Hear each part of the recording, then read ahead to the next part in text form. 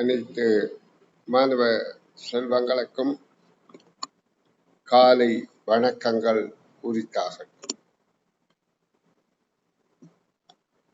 நாங்கள் இப்ப எதிர்பார்த்தல் வினாக்கள் என்ற தொடரிலே இன்றைய தினம் 25வது வினாவிலிருந்து விடைகாண் விளக்கம் பார்வையிடுவோம்.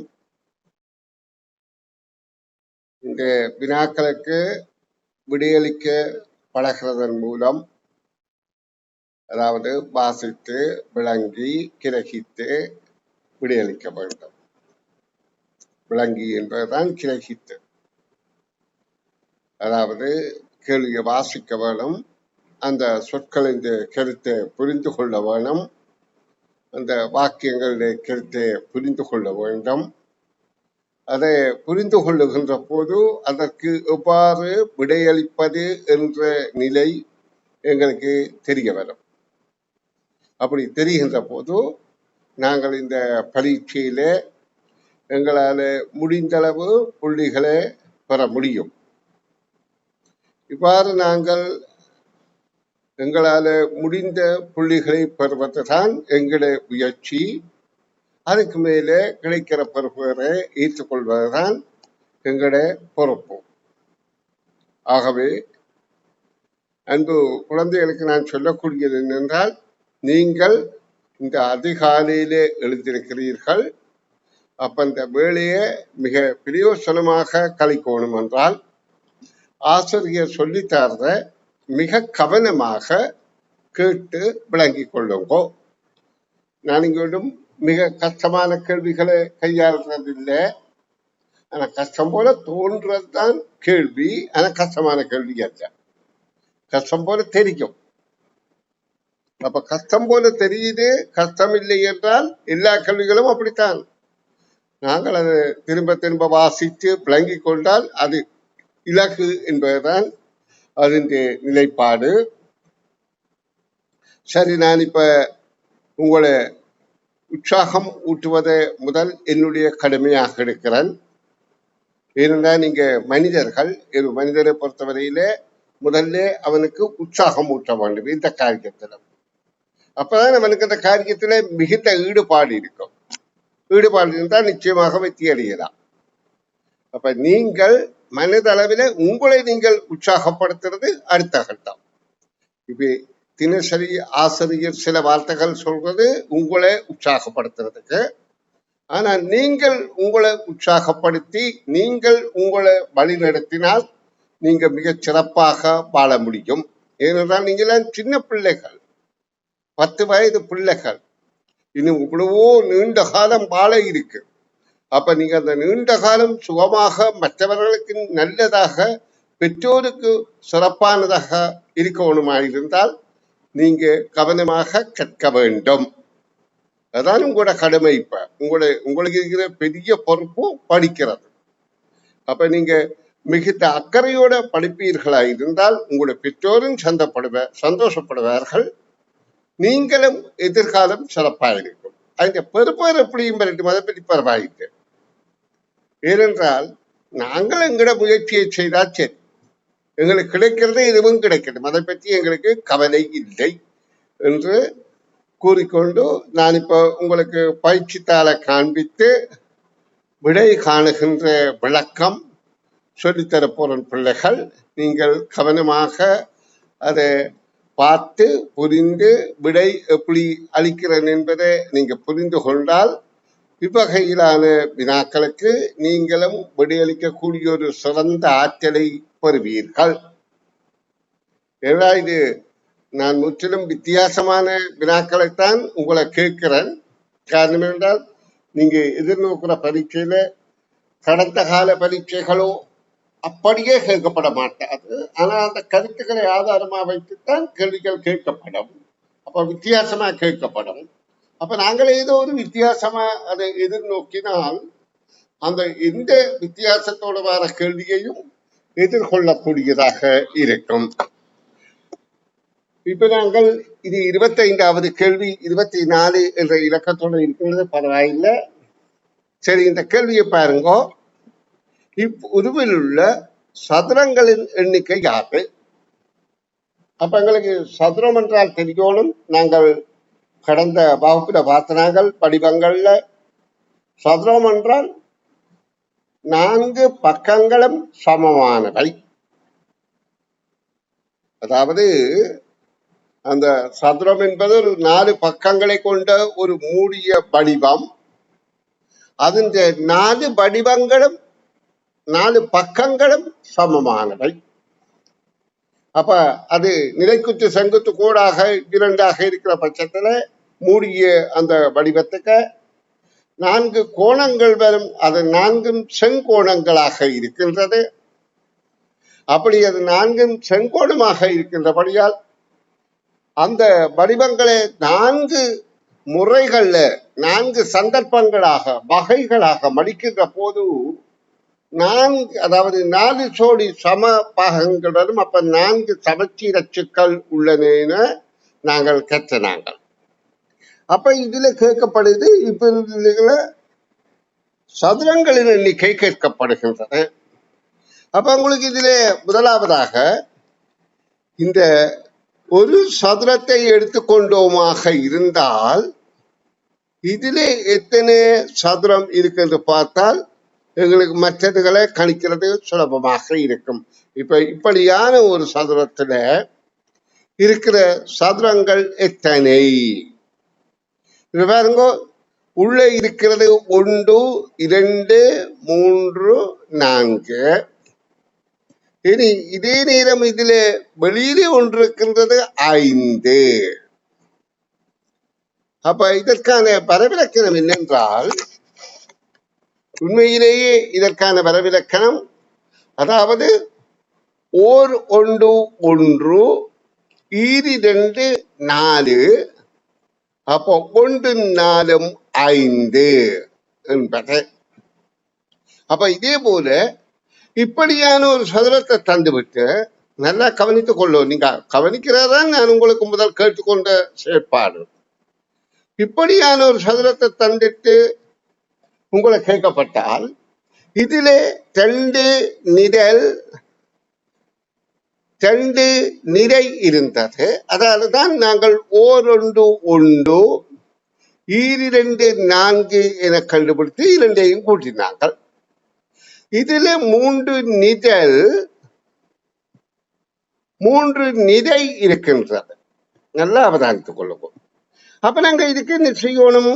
ஓர் 1 1 ஈரி 2 4 3 9 என்பதை கண்டுபிடித்து அதை கூட்ட வேண்டும். ஓர் 1 1 ஈரி 2 4 3 9. அப்ப அப்படியான சதுரத்துல 14 சதுரங்கள் பெறலாம். அப்ப அப்படி 4 இருந்து விட்டால் இப்படியாக 4 இருந்து விட்டால் இன்னும் ஒன்றை இதுல செய்யணும்.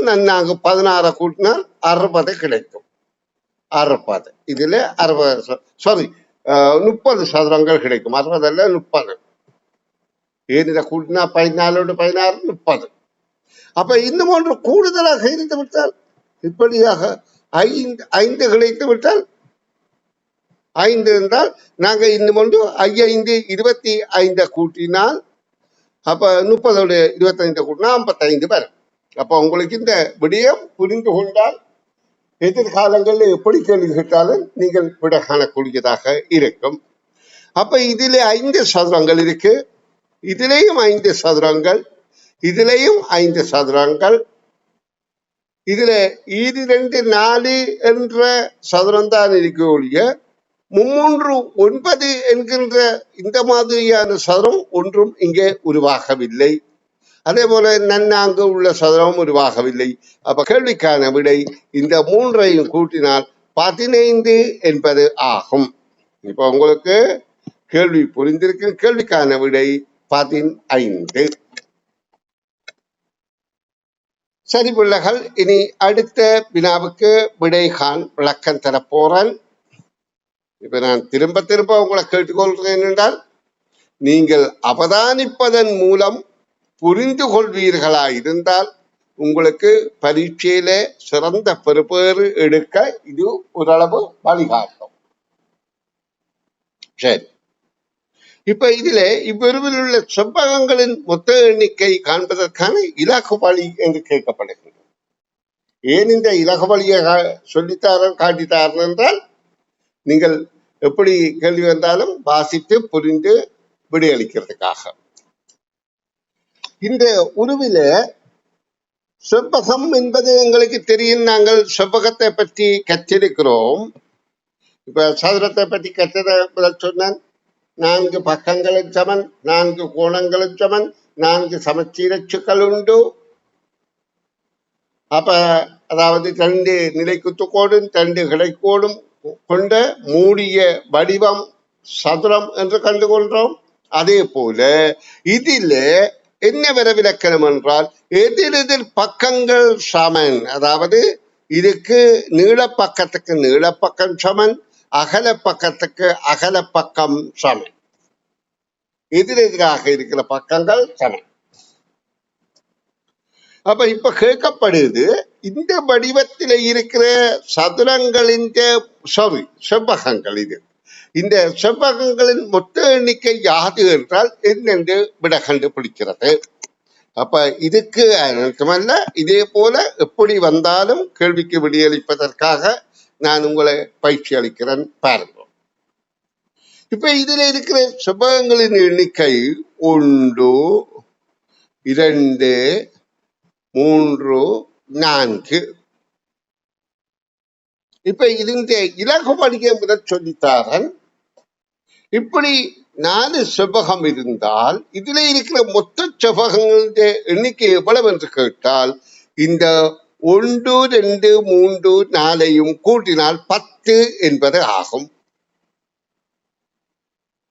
இது நீங்க முன்பொரு முக்கோண வடிவத்துல கற்றிருப்பீர்கள். இந்த மாதிரியான முறைய இப்படியான ஒரு நேர்கோட்டில உச்சியாக கொண்டு 4 முக்கோணங்கள் இருந்தால் அதுக்கு நீங்க இதுல இருக்கிற முக்கோணிகளின் எண்ணிக்கை எவ்வளவு என்று பார்ப்பதற்கு இந்த முறையை கற்றிருப்பீர்கள். 1, 2, 3, 4. அப்ப 10 முக்கோணிகள் பெறலாம். அது எப்படி? இப்ப இந்த ஒற்றை முக்கோணிகள் 4. அப்ப இந்த 4 என்பது ஒற்றை முக்கோணிகள். இதே போல 2 சேர்ந்த முக்கோணிகள், இங்க பாருங்க, இது தனியோ ஒரு முக்கோணிகள் 4. இந்த மாதிரி 2 சேர்ந்த முக்கோணிகள் 1, 2, 3. அப்ப 2 சேர்ந்தது 3.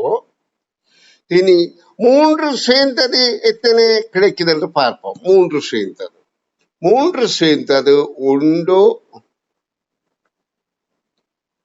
2. அப்ப இது 2 என்பது இதெல்லாம் அந்த எண்ணிக்கையை காட்டுது. அப்ப 4 சேர்ந்தது எது என்றால் இது ஒன்றுதான், 1.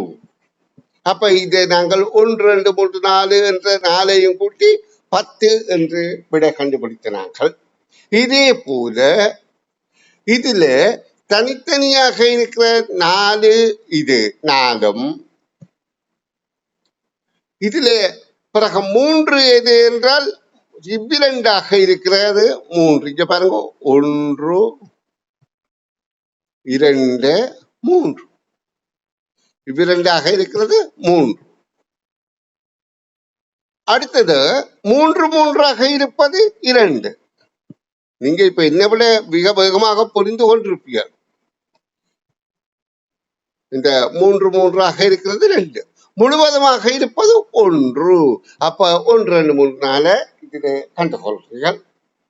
ஆனா இதே முறையே நாங்க சதுரத்தை இப்படி 4 கிரி போட்டு 4 சதுரம் இருந்தால் அதுக்கு இது பொருந்தாது. இதுல 4 பக்கமும் சமன் இல்ல, சமனாக இருக்கிறபடியே அது பொருந்தாது. அதுக்குத்தான் நாங்க முதலோட பார்த்தோம், இப்படியான சதுரம் அதுக்கு இது பொருந்தும். என்ன மாதிரி?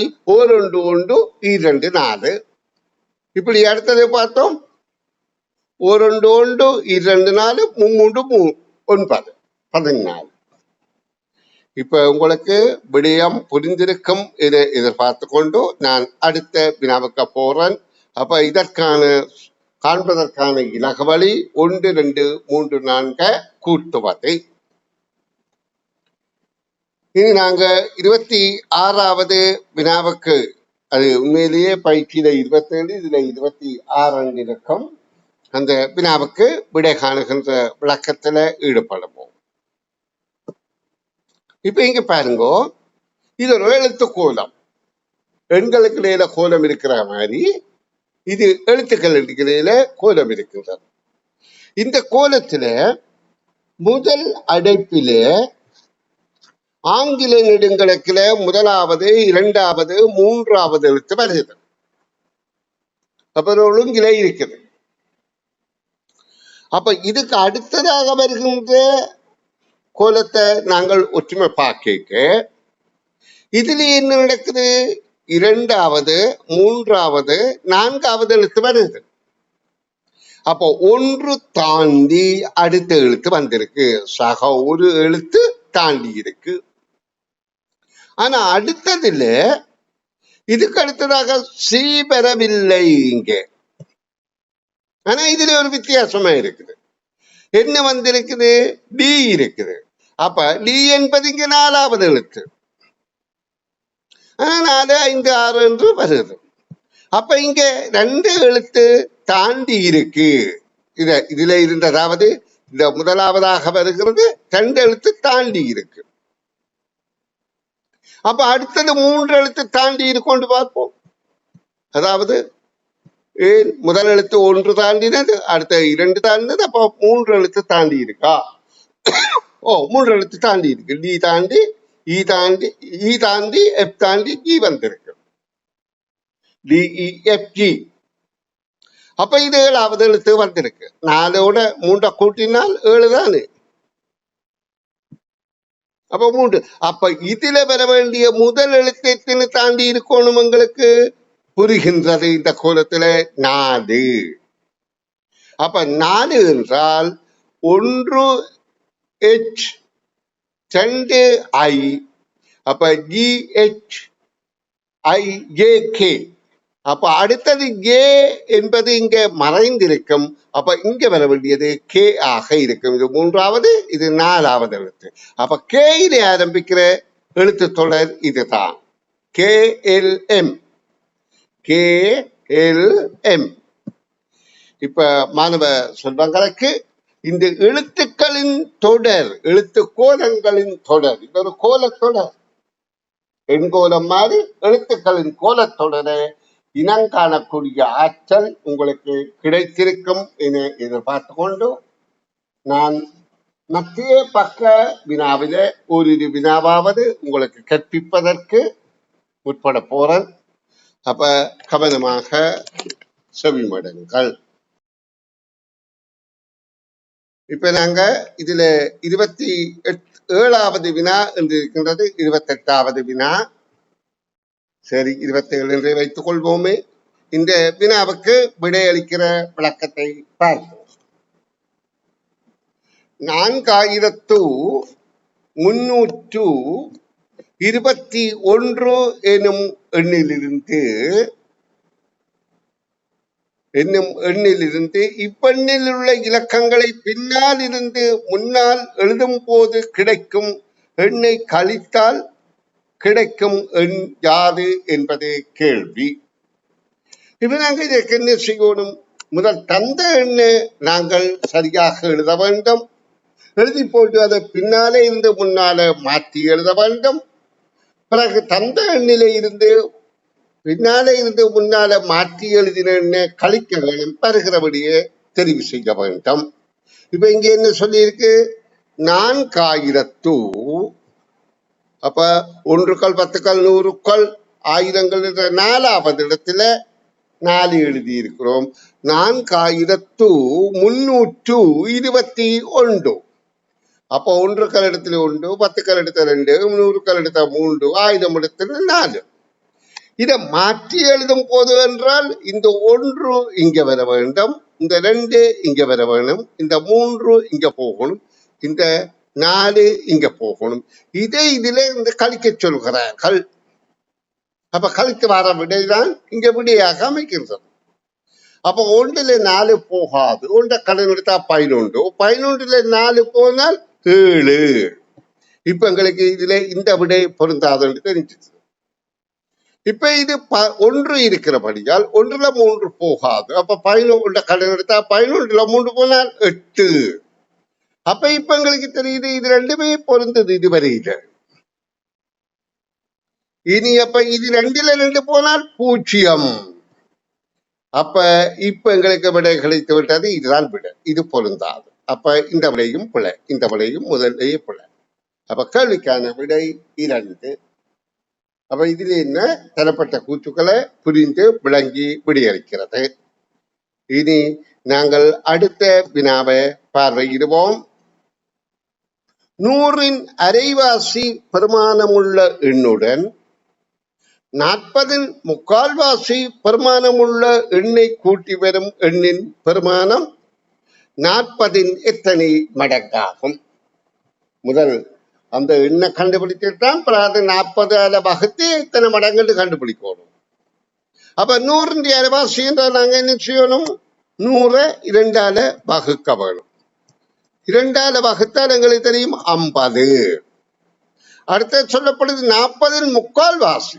அப்ப இப்ப எங்களுக்கு முக்காலால பெருக்கிறதுக்கு ஒரு பயிற்சி தேவை. அதாவது 40ன் முக்காவாசி என்றால் 4/3ஆல பெருக்குதல். அப்ப இது பின்ன பெருக்கல். பின்ன பெருக்கல் என்றால் என்ன செய்கிறது? அதாவது தரப்பட்ட எண்ணுக்கு பகுதி எண்ணால வகுத்து வகுக்கிறது, தொகுதி எண்ணால பெருக்கிறது. அதாவது இந்த எண்ணால பெருக்கிறது, இந்த எண்ணால வகுக்கிறது. அப்ப 40 4ஆல வகுத்தோமாயிருந்தால் 10.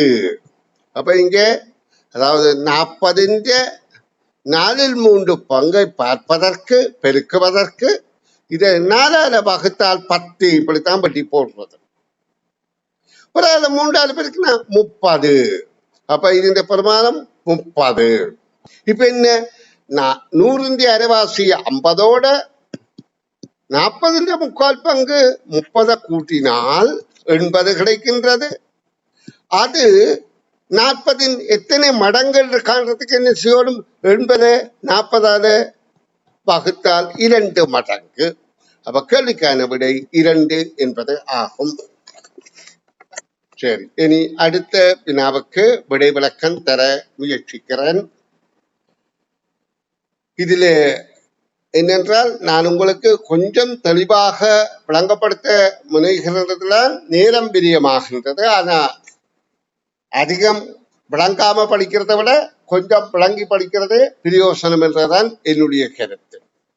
அப்ப இந்த 29வது கேள்விக்கு ஒரு நெட்டாண்டின் நடுநாட்கள் செவ்வாய் புதன்கிழமை ஆயின் அவ்வரிடத்தின் முதல் நாளும் இறுதி நாளும் முறையே என்ற கேள்விக்கு விடை காண்பதற்கு நாங்கள் ஒரு வருடத்தில் உள்ள நாட்களின் எண்ணிக்கை எத்தனை, ஒரு தனிய ஒரு குறித்த விடை இருக்குமா என்றால் எங்களுக்கு பிரச்சனை இல்லை.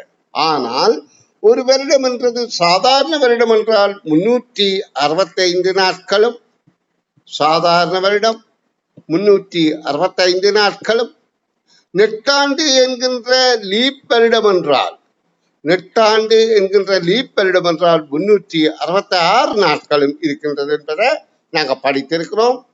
எந்த வகையில இதிலே ஒன்று கூட இருக்கின்ற என்றால் நெட்டாண்டிலே இந்த பிப்ரவரி மாசி மாதத்தில 29 நாட்கள் இருக்கின்றது என்பதும், இதிலே 28 நாட்கள் இருக்கின்றது என்பதும் உங்களுக்கு தெரிந்திருக்க வேண்டும். இது உங்களுக்கு ஏற்கனவே தெரிந்த தகவலாக இருந்தால்தான் இந்த கேள்விக்கு விடை காணலாம். இங்கே இந்த கேள்வியிலே இந்த தகவல் தரப்படவில்லை. அப்ப இந்த தகவல் தெரிந்தபடியால் நாங்கள் விடையை காண முயற்சி செய்வோம். இப்ப உங்களுக்கு தெரியும் 366 நாட்கள் கொண்டது நெட்டாண்டு. இந்த வருடத்தின் நடுநாட்கள் இது இரட்டை எண் என்றபடியால் நடுவில தரிய ஒரு எண் வராது. ஒற்றை எண்ணில தான் நடு ஒரு எண் வரும். இரட்டை எண் என்றால் 2 எண்கள் நடுவில வரும். இப்ப பாருங்கோ, 5 என்பது ஒற்றை எண். இதுல நடு எண் என்பது 3. ஏன் இங்கால 1 2 இருக்கும், இங்கால 4 5 இருக்கும். அப்ப இது நடுவில் ஒரு எண் இருக்குது. இப்ப இது 6 என்றால் 1 2 3 4 5 6. அப்ப இங்க பாருங்க, இதுல 2 எண்கள் தான் நடுவே இருக்குது. எல்லாத்தையும் கமா போட்டுக் கொள்றோம், கவனித்துக் கொள்ளுங்க. அப்ப நடு எண்கள் என்று 2 எண்கள் பெறும். அப்ப இது 366 இரட்டை எண். ஏன் நாங்கள் இதை இரட்டை எண் ஒற்றை எண் காண்பது எப்படி? இறுதி எண்ண 2ஆல வகுத்து 1 மீதி வந்தால் ஒற்றை எண், மீதி வராவிட்டால் இரட்டை எண். அப்ப இந்த 366 என்பது இரட்டை எண் என்றபடியால் இந்த இரட்டை எண்ணில நடுநாளை பார்ப்பதற்கு நாங்கள் இந்த 366 2ஆல வகுத்தல் வேண்டும். அப்ப 366 2ஆல வகுத்தால் 1, அப்ப 1 மிச்சம் 16 8 பிறகு 3. அப்ப 183 என்பதும் அடுத்து வருகிற 184 என்பதும் நடுநாட்களாக இருக்கும். இந்த நடுநாட்கள் இது செவ்வாய்க்கிழமை, இது புதன்கிழமை ஆக இருந்தால் இந்த வருடத்தின் தை 1ஆம் திகதியும் டிசம்பர் 31ஆம் திகதியும் அப்பரிடத்தின் முதல் நாளும் இறுதி நாளும் முறையே என்று கேட்கப்படுகின்றது. அப்ப முதல் நாள் என்பது நீங்க இங்க பாருங்க, நான் உங்களுக்கு இலகுவான வழியை சொல்றேன். அது முதலாவது நாள் முதல் நாள், 366வது நாள் இறுதி நாள். இது நெட்டாண்டு. அப்போ ஒற்றை எண்ணில வந்தால் அது செவ்வாயாகத்தான் இருக்கும். இந்த நாள்ல எத்தனையாவது நாள் என்றாலும் ஒற்றை எண்ணில வந்தால் அது செவ்வாய். இரட்டை எண்ணிலே எத்தனையாவது நாளாக வந்தாலும் அது புதனாக இருக்கும். அப்ப அதாவது 183 ஒற்றை எண், 184 இரட்டை எண்.